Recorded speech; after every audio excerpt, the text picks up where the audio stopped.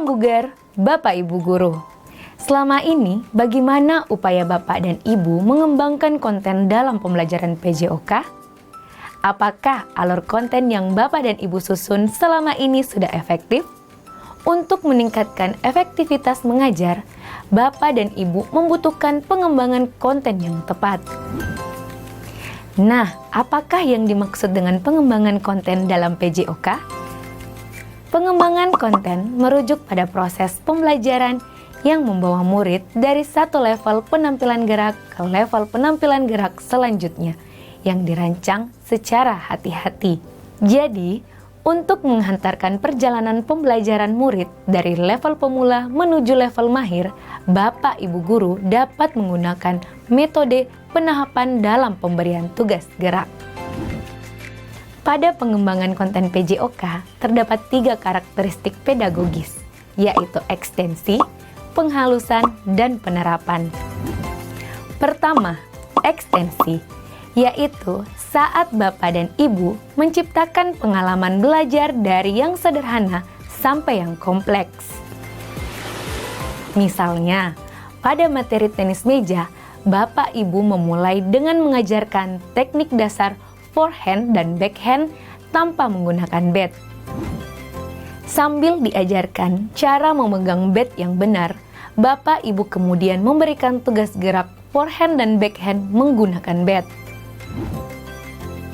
Nah, setelah murid mahir melakukan teknik dasar menggunakan bat, Bapak Ibu sudah bisa meminta murid untuk mencoba melakukan teknik dasar forehand dan backhand menggunakan bola. Serangkaian tugas gerak tersebut, itulah yang disebut dengan tahapan ekstensi. Setelah murid paham cara melakukan teknik dasar forehand dan backhand menggunakan bola, sekarang mari kita melangkah ke tahapan penghalusan. Pada tahapan ini, Bapak Ibu Guru perlu memperhatikan kualitas penampilan murid saat melakukan tugas geraknya. Bapak Ibu mencoba meningkatkan keterampilan murid melalui pemberian umpan balik yang spesifik tentang cara mereka melakukan suatu keterampilan gerak.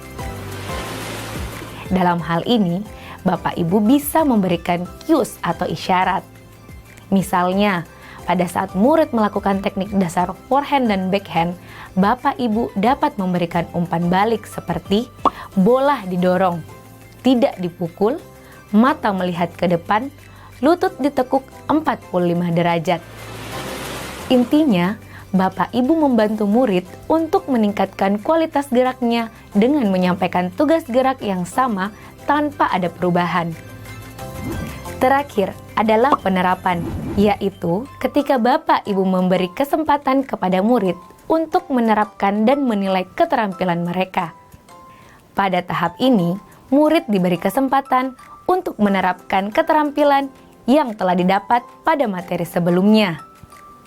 Tahap penerapan dapat dilakukan dengan cara menyediakan permainan olahraga yang dimodifikasi.